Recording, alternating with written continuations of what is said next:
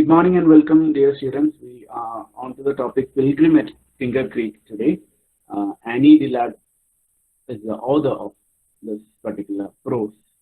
നമ്മളുടെ ഈ chapter pilgrim at tinker creek എന്ന് പറയുന്ന ഒരു ചാപ്റ്റർ ആക്ച്വലി ഡിസ്കസ് ചെയ്യുന്നത് നേച്ചറിന്റെ വണ്ടേഴ്സിനെ കുറിച്ചാണ്. നമ്മളുടെ എൻവയൺമെന്റിൽ ഉണ്ടാകുന്ന പല കാര്യങ്ങളും നമ്മൾ ശ്രദ്ധിക്കാതെ പോകുന്ന പല കാര്യങ്ങളുടെയും ഡീറ്റെയിലിംഗ് ആണ് സത്യത്തിൽ പിൽഗ്രിം അറ്റ് ടിങ്കർ ക്രീക്ക് എന്ന് പറയുന്ന ചാപ്റ്ററിലൂടെ ആനി ഡില്ലാർഡ് പറയുന്നത്. ഇത് അവരുടെ ഒരു എക്സ്പീരിയൻസിന്റെ ഭാഗമായിട്ട് അവർ സംസാരിക്കുന്നതാണ്. അവരുടെ ചൈൽഡ്ഹുഡ് ഡേയ്സിൽ അല്ലെങ്കിൽ അവരുടെ ഒരു ടീനേജ് ഡേയ്സിൽ നടന്നിട്ടുള്ള ഒരു കാര്യത്തിന്റെ ഒരു എക്സ്പീരിയൻസ് എന്നുള്ള രീതിയിലാണ് അവർ ഈ കാര്യം നമ്മളിലേക്ക് എത്തിക്കുന്നത്. എന്താണ് പിൽഗ്രിം അറ്റ് ടിങ്കർ ക്രീക്ക്? നിങ്ങൾക്ക് ആ ടൈറ്റിൽ കേൾക്കുമ്പോൾ ഈ പിൽഗ്രിം എന്നുള്ള വാക്കിന് അർത്ഥം എന്താണ്? Can someone put in as A message or ആർക്കെങ്കിലും ഉറക്കെ പറയാൻ പറ്റുമെങ്കിൽ പിൽഗ്രിം, നിങ്ങൾ പിൽഗ്രിം എന്നുള്ള വേർഡ് കേട്ടിട്ടുണ്ടാകാം. തീർത്ഥാടനം ആണോ സാർ? തീർത്ഥാടനം. പിൽഗ്രിം അല്ലെങ്കിൽ പിൽഗ്രിമേജ് എന്ന് വെച്ചിട്ടുണ്ടെങ്കിൽ ശരിക്കും തിയോളജിക്കൽ ആയിട്ടുള്ള ഒരു ആസ്പെക്ട് ആണ്, ദൈവികപരമായിട്ടുള്ള ആത്മീയപരമായിട്ടുള്ള ഒരു ആസ്പെക്ട് ആണ് പിൽഗ്രിം അല്ലെങ്കിൽ പിൽഗ്രിമേജ് എന്ന് പറയുന്നത്. പിൽഗ്രിമേജുമായി ബന്ധപ്പെട്ട ഒരുപാട് കാര്യങ്ങൾ നിങ്ങൾ കേട്ടിട്ടുണ്ടാവും, കണ്ടിട്ടുണ്ടാവും. ജീവിതം എന്ന് പറയുന്ന ഒരു ആത്മീയ യാത്രയാണ് എന്നൊക്കെ പറയുന്ന ആൾക്കാരുണ്ടാവും, തിയോളജിസ്റ്റുകൾ, ദൈവിക പഠനങ്ങൾ നടത്തുന്ന ആൾക്കാർ. അപ്പൊ അവര് എന്താ ചെയ്യുന്നത്? ദൈവത്തെ അന്വേഷിച്ചുകൊണ്ടാണ് നടക്കുന്നത്. എവിടെയും പോകും അല്ലെ? ഇപ്പം സിസ്റ്റർ പറഞ്ഞ പോലെ പല സ്ഥലങ്ങളിലും ദൈവം അവിടെയുണ്ട്, ഇവിടെയുണ്ട്. അപ്പൊ അവിടെ എല്ലാം അന്വേഷിച്ച് നടക്കുന്ന ആൾക്കാരുണ്ട് ദൈവത്തെ കാണാനായിട്ട് ഇന്ന സ്ഥലങ്ങൾ. ഞാനിതൊരു മതത്തിനെയും കുറ്റപ്പെടുത്തി പറയുന്നതല്ല. നമ്മൾ ഓരോ സ്ഥലങ്ങളിൽ വിസിറ്റ് ചെയ്യുമ്പോൾ നമുക്ക് നമ്മളുടേതായിട്ടുള്ള വിശ്വാസങ്ങളുണ്ട്, അതിനെ മുറുകെ പിടിച്ചുകൊണ്ടാണ് നമ്മൾ പോകുന്നത്. ഇപ്പോൾ ശബരിമലയിൽ പോകുന്ന ആൾക്കാരുണ്ട്, അതിനകത്ത് ഹിന്ദുസും ക്രിസ്ത്യൻസും ഒക്കെ ഉണ്ട്. നമ്മുടെ ഇവിടെ പോകുന്നുണ്ട്, എന്തായിരുന്നു, നമ്മുടെ മലയാറ്റൂർ മല കയറാൻ പോകുന്നുണ്ട്, അതിലും ഹിന്ദുസും ക്രിസ്ത്യൻസും മുസ്ലിംസും ഒക്കെ ഉണ്ടാകാം. അപ്പോൾ അതെല്ലാം ഓരോ വിശ്വാസത്തിന്റെ ഭാഗമാണ് അല്ലെ? നമുക്ക് അവിടെ ചെന്ന് കഴിയുമ്പോൾ ഒരു ശാന്തി കിട്ടും, അല്ലെങ്കിൽ എന്തോ ഒരു പോസിറ്റീവ് എനർജി കിട്ടും എന്നുള്ള വിശ്വാസത്തിലാണ് നമ്മൾ ഈ ആത്മീയ യാത്രകൾക്കൊക്കെ മുതിരുന്നത്. അപ്പം ഇവിടെ നടത്തുന്നത് ആനി ഡില്ലാർഡ് എന്ന് പറയുന്ന വ്യക്തി നടത്തുന്ന ഒരു ആത്മീയ യാത്രയാണ്. പക്ഷെ സ്ഥലം ഒരു ആത്മീയ സ്ഥലമല്ല, ഒരു തിയോളജിക്കൽ ആയിട്ടുള്ള സ്ഥലമല്ല അവർ പോകുന്ന സ്ഥലം. They are going in to the nature. എൻവയൺമെന്റിന്റെ ഉള്ളിലേക്കാണ് അവർ ദൈവീകതയെ അന്വേഷിച്ച് നടക്കുന്നത്. ടിങ്കർ ക്രീക്ക് എന്ന് പറയുന്നത് ഒരു സ്ഥലമാണ്. കാടും പുഴയും അരുവികളും തോടും വയലുകളും ഒക്കെ ഉള്ള ഒരു നേച്ചറലിസ്റ്റിക് ആയിട്ടുള്ള ഒരു യാത്രയെക്കുറിച്ചാണ് പിൽഗ്രിം അറ്റ് ടിങ്കർ ക്രീക്ക് എന്നുള്ള പാഠത്തിലൂടെ ആനി ഡില്ലാർഡ് പറയുന്നത്. നോക്കാം നമുക്ക് അതിന്റെ ഡീറ്റെയിൽസിലേക്ക്, എന്താണ് എങ്ങനെയാണെന്നുള്ളതൊക്കെ. So beginning with the author. ഓതറിന്റെ പേര് ആനി ഡില്ലാർഡ് എന്നുള്ളതാണ്. She was born on April 30th, 1945 in Pittsburgh, Pennsylvania, United States. And she always wrote essays of contemplation on the world of nature made her extremely popular. അവരുടെ എല്ലാ വർക്കുകളും, majority വർക്കുകളും നേച്ചറുമായി ബന്ധപ്പെട്ടിട്ട് അവർ നടത്തിയിട്ടുള്ള contemplation ആണ്. എന്താണ് contemplation? Have you got an idea? Contemplation message ആയിട്ടോ അല്ലെങ്കിൽ ആർക്കെങ്കിലും പറയാൻ പറ്റുമോ? കണ്ടംപ്ലേഷൻ ആ ഒരു വാക്കിനർത്ഥം ഡീപ്പായിട്ടുള്ള തോട്ടുകൾക്കാണ്, അല്ലെങ്കിൽ ഡീപ്പായിട്ടുള്ള ചിന്തകൾക്കാണ് കണ്ടംപ്ലേഷൻ എന്ന് പറയുന്നത്. സോ ആനി ഡില്ലാർഡിന്റെ എസ്സേസ് എല്ലാം തന്നെ ഇത്തരത്തിലുള്ള ഡീപ്പായിട്ടുള്ള കണ്ടംപ്ലേഷൻ ആയിരുന്നു, തോട്ട്സ് ആയിരുന്നു, about the world of nature. നേച്ചറിനെ കുറിച്ചുള്ള അവരുടെ കാഴ്ചപ്പാടുകളും ചിന്താഗതികളുമായിരുന്നു അവരുടെ എസ്സേസിൽ കൂടുതലായിട്ട് കണ്ടിരുന്നത്. And that is what made her extremely popular. She has no religion and she is a democrat. അത് അവരുടെ CV-യിൽ പോലും അവർ പബ്ലിഷ് ചെയ്ത് പറഞ്ഞിട്ടുണ്ട്, എനിക്ക് റിലീജിയൻ ഇല്ല. നമ്മളുടെ എല്ലാം റിലീജിയൻ എന്ന കോളത്തിന് നേരെ നമുക്ക് സംതിങ് ഉണ്ടാവും, പക്ഷെ she doesn't have something like that. And she said she is a democrat.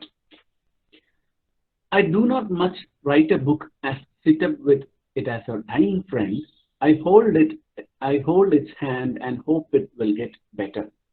അവരവരുടെ കൃതികളെ കുറിച്ച് അല്ലെങ്കിൽ അവരുടെ എഴുതുന്ന രീതിയെക്കുറിച്ച് ആനി ഡില്ലാർഡ് പറഞ്ഞിരിക്കുന്ന ഒരു കോട്ടാണിത്. ഞാനൊരു പുസ്തകം എഴുതാനിരിക്കുമ്പോൾ I sit up with it as a dying friend. ഒരു മരിക്കാൻ ആഗ്രഹിക്കാൻ അല്ലെങ്കിൽ മരിച്ചുകൊണ്ടിരിക്കുന്ന ഒരു സുഹൃത്തിന് അടുത്ത് ഇരിക്കുന്ന പോലെയാണ് ഞാൻ എൻ്റെ റൈറ്റിങ്ങുകൾ ചെയ്യാറുള്ളത്. ഓരോ തവണ എഴുതുമ്പോഴും, ഓരോ തവണ ഞാൻ അതിന് നേരെ പെന്നുയർത്തുമ്പോഴും I have a belief that it will get better. നന്നാവും, ശരിയാകും, ഈ രോഗി പൂർണ്ണമായിട്ടും ജീവിതത്തിലേക്ക് തിരിച്ചു വരും എന്നുള്ളൊരു വിശ്വാസത്തിലാണ് I am writing all these things. Simultaneously, she is a poet, naturalist, novelist, essayist, critique, theologian, collagist and a singer. ബഹുമുഖ പ്രതിഭ എന്നൊക്കെ നിങ്ങൾ മലയാളത്തിൽ കേട്ടിട്ടുണ്ടാവും. ഒരുപാട് കാര്യങ്ങൾ ഒരുമിച്ച് ചെയ്യാൻ പറ്റുന്ന ഒരു വ്യക്തിയായിരുന്നു Annie Dillard. She was a poet, naturalist ആയിരുന്നു, നോവലിസ്റ്റ് ആണ്, എസ്സയിസ്റ്റ് ആണ്, ക്രിട്ടിക് ആണ്, തിയോളജിയൻ ആണ്, കൊളാജിസ്റ്റ് ആണ്, ആൻഡ് എ സിംഗർ ടു. നമ്മളെ വിനീത് ശ്രീനിവാസനെ കുറിച്ചൊക്കെ പറയുന്ന പോലെ തിരക്കഥ എഴുതും, സംഭാഷണം എഴുതും, സംവിധാനം ചെയ്യും, പാട്ട് പാടും, അഭിനയിക്കും, എന്തൊക്കെ മേഖല പ്രൊഡ്യൂസ് ചെയ്യും, എന്തൊക്കെ ചെയ്യാൻ പറ്റും അതൊക്കെ ചെയ്യുന്നുണ്ട്. Just like that. And her prose is richly poetic and densely philosophic. അവരുടെ എല്ലാ കൃതികളും തന്നെ, അവരുടെ പ്രോസുകളെല്ലാം തന്നെ വളരെയധികം പോയറ്റിക് ആണ്, കാവ്യാത്മകമായിട്ടുള്ള രീതിയിലാണ് അവരുടെ എഴുത്തുകളെല്ലാം പോയിട്ടുള്ളത്. ആൻഡ് ഫിലോസഫിക് ആണ്, ഒരുപാട് തത്വചിന്തകൾ അതിനകത്ത് അവർ പറയാറുണ്ട്.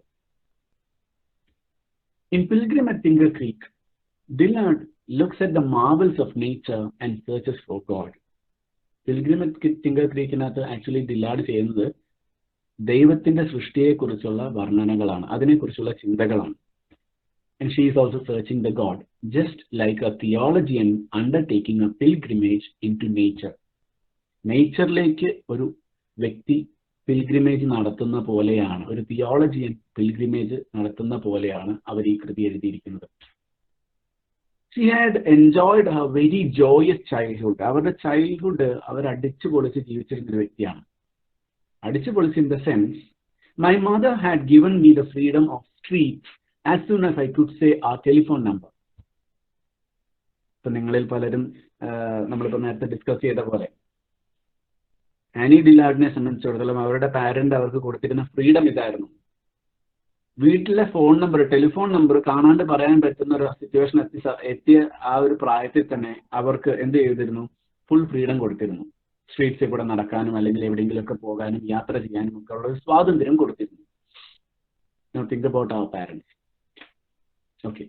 Now what are her major works? Tickets for a prayer wheel. സ്ഥലം വ്യത്യാസമുണ്ട് സാർ. സ്ഥലം വ്യത്യാസമുണ്ട്, തീർച്ചയായിട്ടും. കൾച്ചറിന്റെ വ്യത്യാസമുണ്ട്. അമൽ പറഞ്ഞത് വളരെയധികം വാസ്തവമായിട്ടുള്ള ഒരു കാര്യമാണ്. കൾച്ചറിൻ്റെതായിട്ടുള്ള ഒരു ചേഞ്ച് ഉണ്ട്, തീർച്ചയായിട്ടും. Exactly. Okay. Tickets for a prayer wheel, that was in 1974. Pilgrim at Tinker Creek in 1974. Holy the Firm 1977. Living by Fiction 1982. Teaching a Stone to Talk 1982. An American Childhood 1987. That was her biography, autobiography. The May Trees in 2007, The Abundance in 2016. So these were her major works. And she got the Pulitzer Prize for General Non-Fiction in 1975 for her work Pilgrim at Tinker Creek. നമ്മളിപ്പോൾ പഠിക്കാൻ പോകുന്ന ഈ ഒരു കൃതിക്കാണ് അവർക്ക് Pulitzer prize കിട്ടിയിട്ടുള്ളത്. നിങ്ങൾ പഠിക്കുന്ന കുറേ വർക്കുകളെല്ലാം തന്നെ ഏറെക്കുറെ കുറേ എണ്ണത്തിൽ വന്നിട്ടുള്ളൊരു വാക്കായിരിക്കും ഈ പുലിറ്റ്സർ പ്രൈസ്. അവർക്ക് കൊടുക്കുന്ന അവാർഡിന്റെ ചിത്രമാണ് കാണിച്ചിരിക്കുന്നത് കേട്ടോ. Okay, moving to the text. നിങ്ങൾക്ക് ടെക്സ്റ്റ് ബുക്ക് എത്ര പേർക്ക് കയ്യിലുണ്ടെന്ന് അറിയത്തില്ല. However I have put the thing on to the slide. Text സ്ലൈഡിലേക്ക് കൊണ്ടുവന്നിട്ടുണ്ട്. It begins like this. A couple of summers ago, I was walking along the edge of the island to see what I could see in the water, and mainly to scare frogs. കുറച്ച് summers മുമ്പ്, കുറച്ച് കാലം മുമ്പ്, once upon a time എന്നൊക്കെ പറഞ്ഞു തുടങ്ങുന്ന പോലെ പറയുന്ന ഒരു കാര്യമാണ്. A couple of summers ago, ഏതാനും ചില വേനൽക്കാലങ്ങൾക്ക് മുമ്പ്, she was walking along the edge of the island to see what I could see in the water. വെള്ളത്തിന്റെ കരയിലൂടെ ഇങ്ങനെ മെല്ലെ നടക്കുകയായിരുന്നു. പ്രത്യേകിച്ച് പരിപാടിയൊന്നുമില്ല. പ്രധാന പരിപാടി എന്താണ്? ഫ്രോഗ്സിനെ പേടിപ്പിക്കുക എന്നുള്ളതാണ്. Now look at the twist. Frogs have an inelegant way of taking off from invisible positions on the bank just ahead of our feet, in dire panic, emitting a froggy yikes and splashing into the water. ഈ നമ്മൾ തവളേനെയൊക്കെ പിടിക്കാൻ പോയ ആൾക്കാർക്ക് കൃത്യമായിട്ട് അറിയാം തവള എങ്ങനെയാണ് തൊട്ട്. ഇപ്പം നിങ്ങൾക്ക് പോലും അറിയാവുന്ന കാര്യമായിരിക്കും. ചിലപ്പോൾ നിങ്ങൾ രാത്രി ഒരൽപ്പം ഡാമ്പായിട്ടുള്ള സ്ഥലത്തൂടെ നടന്നു പോകുന്ന സമയത്ത്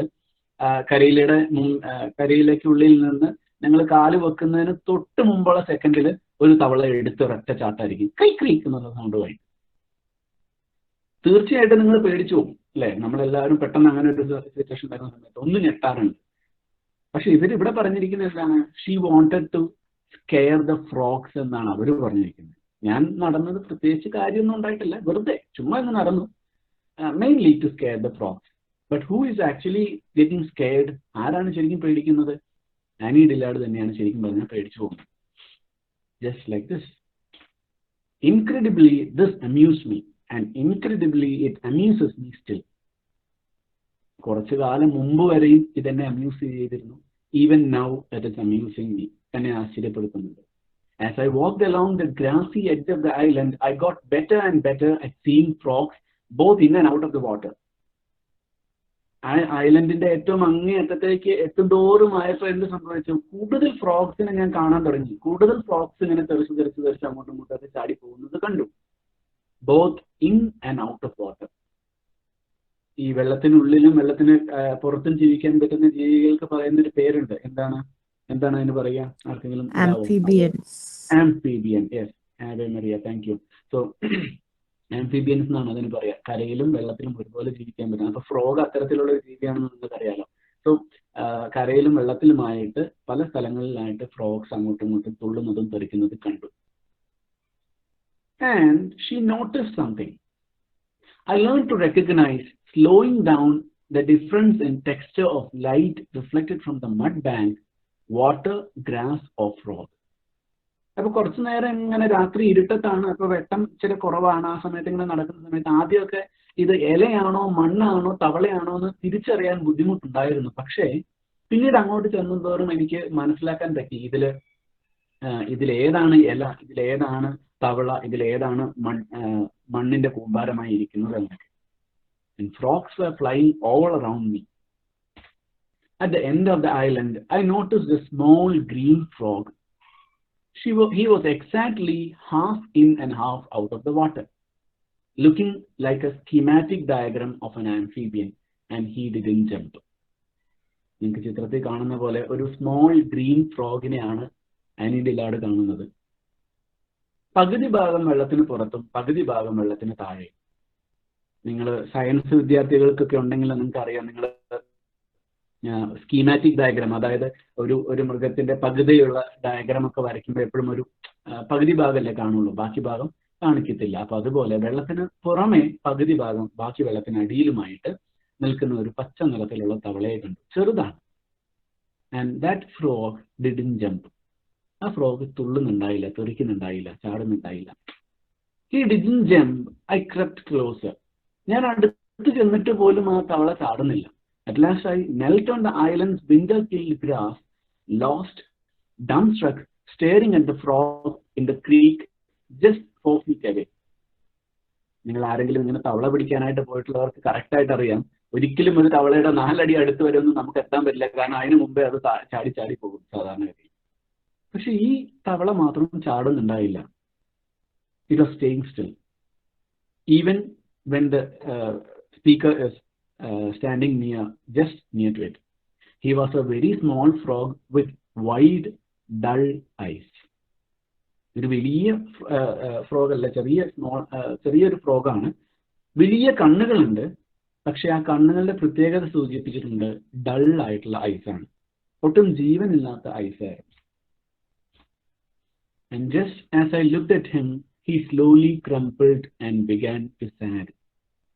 The spirit vanished from his eyes as if snuffed. His skin emptied and drooped. His very skull seemed to collapse and settle like a kicked tent. ഞാൻ അതിനെ സൂക്ഷിച്ചു നോക്കിക്കൊണ്ടിരിക്കുന്ന സമയത്ത് തന്നെ അത് മെല്ലെ അങ്ങ് ചുരുങ്ങാൻ തുടങ്ങി. ക്രംപിൾഡ് എന്ന് വെച്ചിട്ടുണ്ടെങ്കിൽ ഇങ്ങനെ നമ്മൾ പേപ്പറൊക്കെ ചുരുട്ടില്ലേ, അതുപോലെ ഇങ്ങനെ ചുരുണ്ടുപോയി. And began to sag. മെല്ലെ വെള്ളത്തിലേക്ക് മുങ്ങാൻ തുടങ്ങി. അതിന്റെ കണ്ണിൽ നിന്ന് ഉണ്ടായിരുന്ന സ്പിരിറ്റ് പോലും, അതിനകത്തുണ്ടായിരുന്ന ഒരു ആത്മീയ ദർശനം പോലും ഇല്ലാണ്ടങ്ങായിപ്പോയി. വാനിഷ് ചെയ്തു, ഇല്ലാതെയായി. His skin emptied and drooped. അതിന്റെ സ്കിൻ എന്ന് പറയുന്നത് എംറ്റി ആയിപ്പോയി, അതിനകത്തൊന്നുമില്ലാത്തൊരവസ്ഥയിലേക്ക് പോയി. ഡ്രൂപ്ഡായി, ചുരുങ്ങി, ഒതുങ്ങി. നമ്മൾ ഈ വാക്യൂം ക്ലീനറൊക്കെ ഒരു കവറിനകത്തൊക്കെ വെച്ചിട്ട് ഇങ്ങനെ വലിച്ചു കഴിയുമ്പോൾ ആ കവർ ഇങ്ങനെ ചുരുങ്ങി ഉള്ളിലേക്ക് സക്ക് ചെയ്ത് പോകുന്ന പോലെ ആയിപ്പോയി. His very skull seemed to collapse and settle like a thick tent. ഈ നിങ്ങൾ ഈ നമ്മളുടെ സർക്കസ് കൂടാരങ്ങളൊക്കെ കണ്ടിട്ടുണ്ടെങ്കിൽ അറിയാം, അതൊരു ടെന്റാണ് അല്ലേ. അപ്പൊ അതിന്റെ ഒരു കുറ്റി മെല്ലെ തട്ടിക്കളഞ്ഞിട്ടുണ്ടെങ്കിൽ, അല്ലെങ്കിൽ ഒരു 3-4 കുറ്റികൾ ആ സൈഡ് ഈ സൈഡിനൊക്കെ ആയിട്ട് ഇളക്കി കഴിഞ്ഞിട്ടുണ്ടെങ്കിൽ എന്ത് സംഭവിക്കും? അതെല്ലാം കൂടി അടപടലം ഇളകി പറഞ്ഞ് താഴോട്ട് വീഴും. അങ്ങനെ വീഴുന്നത് പോലെ ആയിരുന്നു. ഒന്ന് ആലോചിച്ച് നോക്കുക, എത്ര ഡീറ്റെയിൽഡ് ആയിട്ടാണ് ഒരു ഫ്രോഗിന്റെ ഡീറ്റെയിലിംഗ് അവർ കൊടുക്കുന്നതെന്നൊന്ന് ശ്രദ്ധിച്ചു നോക്കൂ കേട്ടോ. And it was like A deflating football. He was shrinking before my eyes like a deflating football. I watched the taut, glistening skin of his shoulders struck and rumple and fall. Soon, part of his skin, formless as a crisp balloon, lay in floating falls like a bright scum on top of the water. It was a monstrous and terrifying thing. അവരുടെ മുമ്പിൽ നിന്ന ആ തവള കുഞ്ഞ്, ചെറിയ ആ ഒരു തവള, അത്രയും നേരം ജീവനോടെ ഉണ്ടായിരുന്ന ആ തവള അവർ നോക്കി നിൽക്കെ കാറ്റുപോയ ബലൂൺ പോലെ, കാറ്റുകുത്തിവിട്ട ഫുട്ബോൾ പോലെ ചുരുങ്ങി ചുരുങ്ങി ചുരുങ്ങി ഇല്ലാതെയായി മെല്ലെ അത് വെറും ഒരു തൊലിക്കഷ്ണമായിട്ട് ആ വെള്ളത്തിന് മുകളിൽ നിൽക്കാൻ തുടങ്ങി. എത്രത്തോളം ഭീകരമായിട്ടുള്ള ഒരു സിറ്റുവേഷൻ ആണ്. നോക്കി നിൽക്കെ മറ്റൊരാൾ മരിച്ചു പോകുന്ന അവസ്ഥ. What is the reason behind it? I gaped, bewildered, appalled. An oval shadow hung in the water behind the drained frog. Then the shadow glided away. The frog's skin bag started to sink. എന്തോ ഒരു നിഴല് പോലത്തെ ഒരു സാധനം പെട്ടെന്ന് ആ ഫ്രോഗിന്റെ അടുത്ത് നിന്ന് മാഞ്ഞു പോകുന്നതായിട്ട് എനിക്ക് തോന്നി. എന്താണെന്ന് എനിക്ക് മനസ്സിലായില്ല. അതോടൊപ്പം തന്നെ ആ ഫ്രോഗിന്റെ സ്കിൻ ബാഗ്, സ്കിൻ എന്നുള്ളത് ഒരു ബാഗായിട്ട് അവർ സൂചിപ്പിക്കുകയാണ്. കാരണം അതിനകത്ത് ഇനി ഒന്നുമില്ല, ബാഗിനകത്തുള്ളതെല്ലാം പോയി. അത് മെല്ലെ ഒന്ന് സിങ്ക് ചെയ്യാനായിട്ട് തുടങ്ങി, മുങ്ങി പോകാനായിട്ട് തുടങ്ങി. I had read about the giant waterbug, but never seen one. കാരണം നിങ്ങൾ ഈ ചിത്രത്തിൽ കാണുന്ന പോലുള്ള ഒരു ഇൻസെക്റ്റ് ആണ് giant waterbug. The giant waterbug is really the name of the creature, which is an enormous, heavy-bodied brown bug. It eats insects, tadpoles, fish, and frogs. Its grasping forelegs are mighty and hooked inward. കണ്ടോ, നിങ്ങൾ ആ ചിത്രത്തിൽ കാണുന്ന പോലെ തന്നെ ഞാൻ mouse കൊണ്ട് കാണിക്കുന്നുണ്ട്, നിങ്ങൾക്ക് കാണുന്നുണ്ടോ എന്ന് അറിയത്തില്ല. ഇതാ അതിന്റെ മൈറ്റി ആൻഡ് ഹുക്ഡ് ഇൻവേർഡ് ആയിട്ടുള്ള കാലുകൾ. മൈറ്റി എന്ന് പറയുമ്പോൾ ആ ജീവിയെ സംബന്ധിച്ചിടത്തോളം വലുപ്പമുള്ളത് എന്നാണ് കേട്ടോ. എല്ലാ തരത്തിലുള്ള ഇൻസെക്ട്സിനെയും, ടാഡ്പോൾസിനെയും, ഫിഷിനെയും, ഫ്രോഗ്സിനെയും അത് തിന്നും. അതാണ് അതിന്റെ ജീവിക്കാനുള്ള അതിന് മാർഗം അതാണ്. It resizes a victim with these legs, hugs it tight and paralyzes it with enzymes injected during a vicious bite. എങ്ങനെയാണ് ഒരു ജെയിൻ വാട്ടർബഗ് മറ്റൊരു ഇൻസെക്റ്റിനെ കൊല്ലുന്നത് എന്നാണ് പറയുന്നത് ഈ ഒരു പാരഗ്രാഫ്. റൈറ്റ്. സോ എങ്ങനെയാണ് ഒരു ജെയിൻ വാട്ടർബഗ് അതിന്റെ ഇൻസെക്റ്റിനെ അല്ലെങ്കിൽ അതിന്റെ പ്രേനെ കൊല്ലുന്നത് എന്നാണ് കാണിക്കാൻ പോകുന്നത്. It seizes a victim with these legs, hugs it tight. ഈ മൈറ്റി ലെഗ്സ് യൂസ് ചെയ്തിട്ടാണ് അത് ഈ ഇൻസെക്ട്സിനെയൊക്കെ ഹഗ് ചെയ്യുന്നത്, മുറുക്കെ അങ്ങ് പിടിക്കും. And paralyses it with enzymes injected during a vicious bite. ഒരു വിഷതുല്യമായിട്ടുള്ള ഒരു കുത്ത്, ബൈറ്റ് എന്നാണ് ഇവിടെ പറയുന്നത്, ഇത് ആക്ച്വലി ഒരു പങ്ക്ചർ ഉണ്ടാക്കിയിട്ടാണ് അത് പറഞ്ഞു തരുന്നുണ്ട്. That one bite is the only bite it ever takes through. The puncture shoots the poisons and dissolve the victim's muscles and bones and organs. But the skin and through it the giant waterbug sucks out victim's body, reduced to a juice. മുറുക്കി അങ്ങ് പിടിക്കും. തവളയായിക്കോട്ടെ, മീനായിക്കോട്ടെ, tadpole ആയിക്കോട്ടെ, എന്നിട്ട് ഒരു ഒറ്റ കുത്തും. ആ കുത്തിലൂടെ ഒരല്പം വിഷം, ഒരു എൻസൈം അത് അതിന്റെ പ്രേയിലേക്ക് കുത്തിയിറക്കുന്നു. ആ എൻസൈമിന്റെ പ്രവർത്തനം എന്താണ്? ആ വ്യക്തി, അതായത് ആ വിക്ടിമിന്റെ ഉള്ളിൽ ചെന്ന് കഴിയുമ്പോൾ അത് മെല്ലെ അങ്ങ് ഉരുക്കും. ഇതിന്റെ ഉള്ളിലുള്ള മസിൽസും ടിഷ്യൂസും സെൽസും എല്ലാം ഉരുക്കി വെറും ഒരു ലിക്വിഡ് പരുവത്തിലാക്കിയിട്ട് അതിലൂടെ തന്നെ എന്ത് ചെയ്യുന്നു, ആ കുത്തിലൂടെ തന്നെ എന്ത് ചെയ്യുന്നു, ഈ ജെയിൻ വാട്ടർബഗ് അതിന്റെ വിക്ടിമിനെ സക്ക് ചെയ്തെടുക്കുന്നു. Just like reduce it with the juice form, liquid ആയിട്ട് അതിങ്ങനെ സക്ക് ചെയ്ത് എടുക്കും. This event is quite common in warm fresh water. The frog I saw was being sucked by a giant waterbug. I had been kneeling on the island grass when the unrecognizable flap of frog skin settled on the creek bottom swaying. I stood up and brushed the knees of my pants. I couldn't catch my breath. ഇത് സാധാരണഗതിയിൽ ഈ warm വാട്ടറിലൊക്കെ നടക്കുന്ന ഒരു സംഗതിയാണ്. ഞാൻ ഈ കണ്ട ഫ്രോഗിനെ ശരിക്കും പറഞ്ഞിട്ടുണ്ടെങ്കിൽ ഒരു ജെയിൻ വാട്ടർബർഗ് സത്യത്തിൽ അത് സക്ക് ചെയ്തെടുത്തതാണ്. ഞാൻ നോക്കി നോക്കി തന്നെ എന്ത് ചെയ്തു, അതിന്റെ തൊലി അതിങ്ങനെ മെല്ലെ വെള്ളത്തിൽ ഇങ്ങനെ ആടി ഉലഞ്ഞ് മെല്ലെ അതിന്റെ അടിത്തട്ടിൽ പോയിട്ട് വീണു. I couldn't catch my breath. എനിക്ക് എൻ്റെ ശ്വാസം നേരെ വീണിട്ടിലേക്ക് വരാം. ഞാൻ എഴുന്നേറ്റ് എൻ്റെ പാൻറ്റിന്റെ ചെളിയൊക്കെ മെല്ലെ തുടച്ച് കളഞ്ഞിട്ട് ഞാൻ അത്രയും നേരം അവർ മുട്ടുകുത്തി ഇരിക്കുകയായിരുന്നു. എത്ര ഡീറ്റെയിൽഡ് ആയിട്ടാണ് അവർ പറയുന്നത് നോക്കുക. ശരിക്കും ഒരു സ്ക്രിപ്റ്റ് വർക്ക് പോകുന്ന പോലെ, സിനിമയുടെ ഒക്കെ സ്ക്രിപ്റ്റ് എഴുതുന്ന പോലെ വളരെ ഡീറ്റെയിൽഡ് ആയിട്ടാണ് കാര്യങ്ങൾ പറഞ്ഞു പോകുന്നത്. And of course, many carnivorous animals devour their prey alive. The usual method seems to be subdue the victim by drowning or grasping it so it can't flee, then eating it whole or in a series of bloody bites.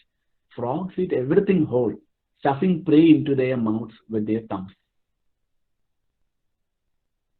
ഒരുമാതിരിപ്പെട്ട എല്ലാ carnivorous ആനിമൽസും അതിന്റെ പ്രേസിനെ, അതിന്റെ ഇരയെ ജീവനോടെ തന്നെയാണ് പിടിക്കുന്നത്. പിടിച്ചിട്ട് പലതരത്തിലായിട്ട് അവരതിനെ കൊല്ലുന്നു. ചിലപ്പോൾ അത് മുറുക്കി കൊല്ലും, ചിലപ്പോൾ അതിനെ മുക്കിക്കൊല്ലും, ചിലപ്പോൾ അതിനെ അതുപോലെ തന്നെ തിന്നും.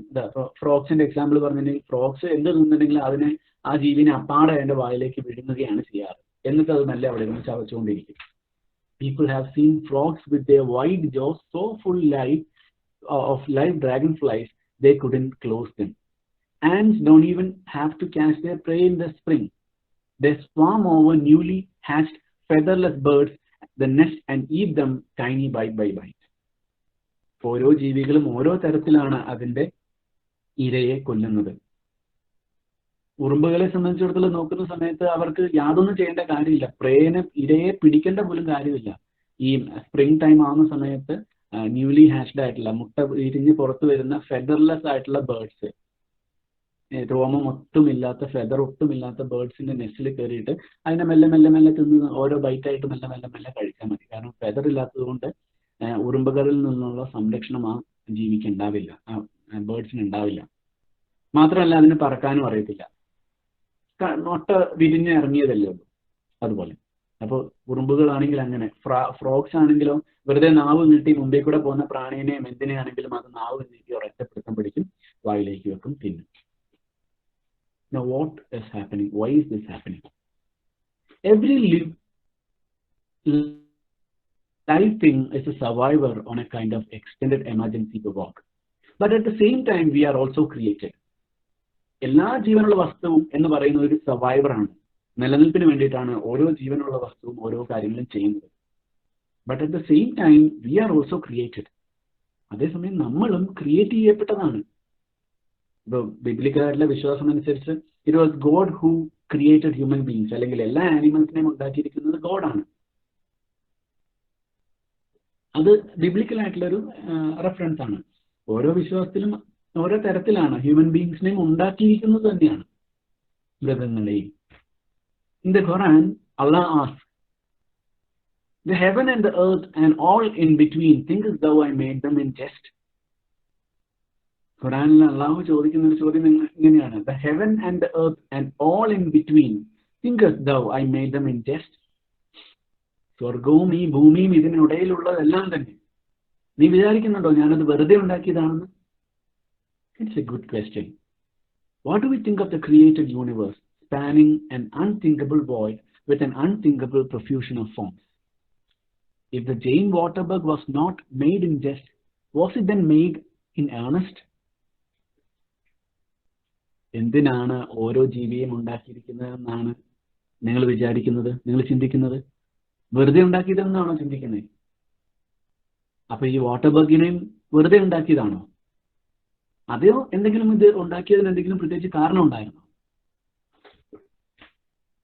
Of the Jane Waterbug was not made in jest, was it then made in earnest? Pascal uses a nice term to describe the notion of creators Dan's having called for the universe, turning his back to it, Deus absconditus.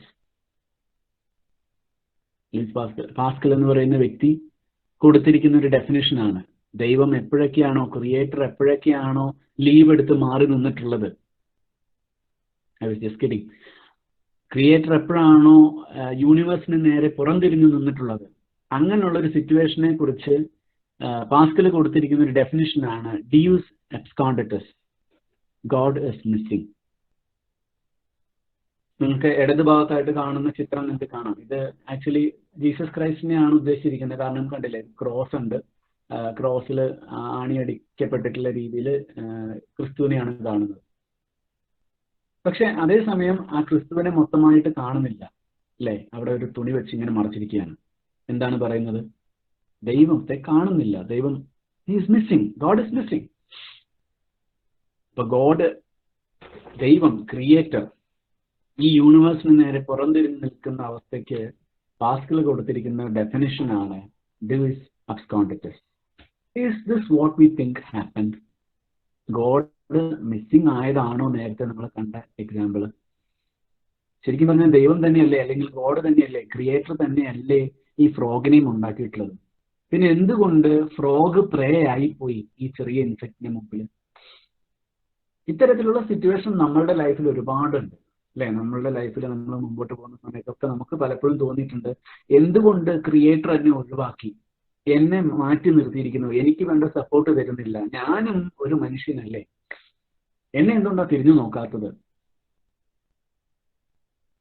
ഈ ചോദ്യം നമ്മളുടെ എല്ലാവരുടെയും മനസ്സിൽ പല തവണയായിട്ട് വന്നിട്ടുള്ളതായിരിക്കും.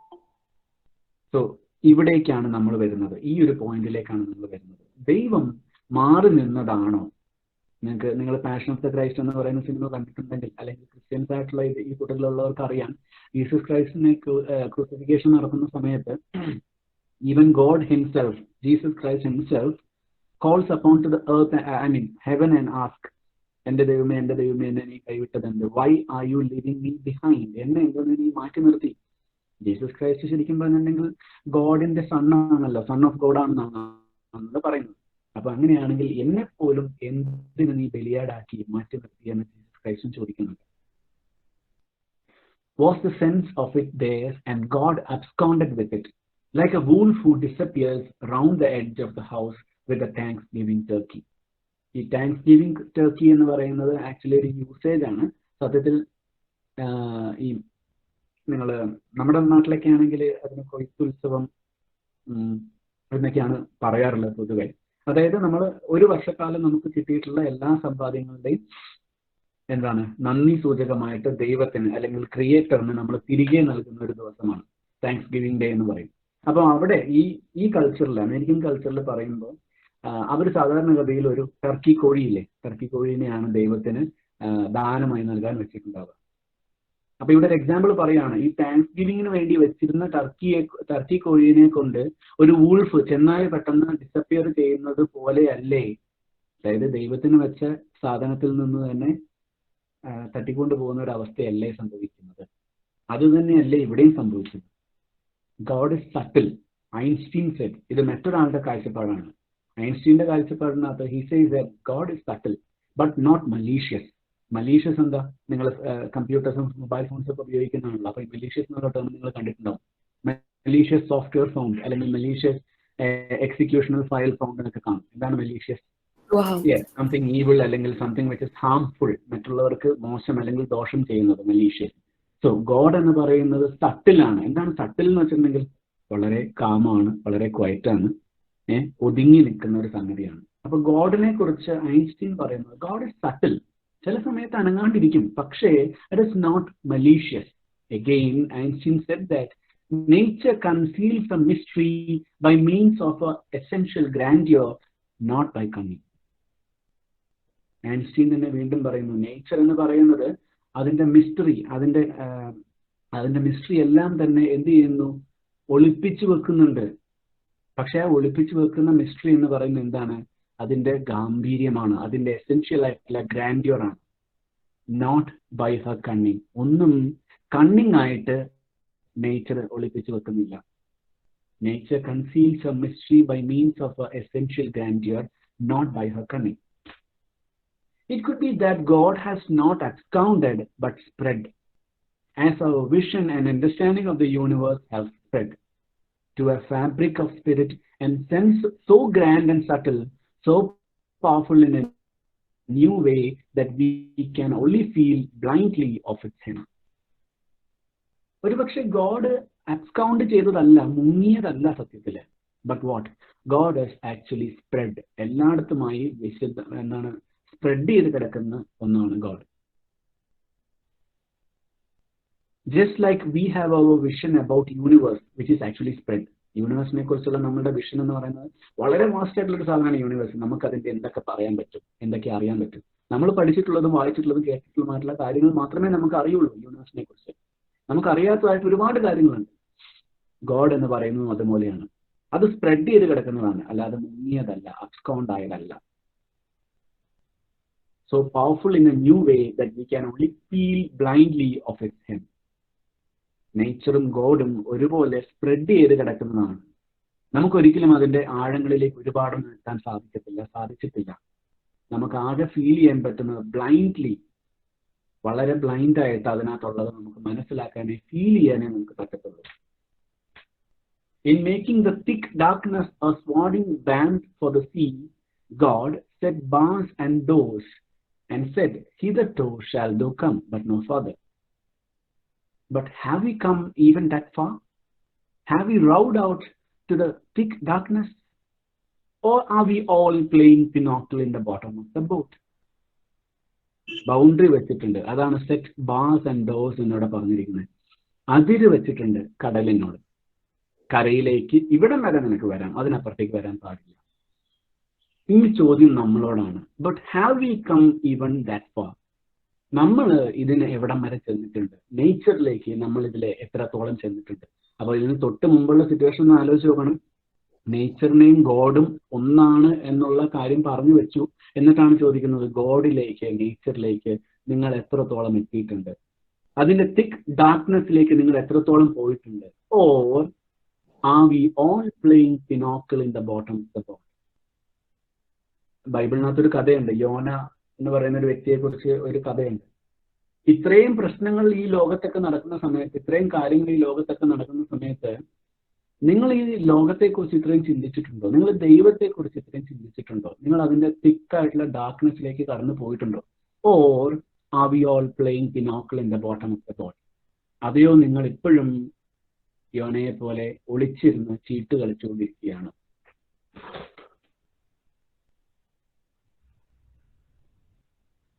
With this, we come to the end of our session.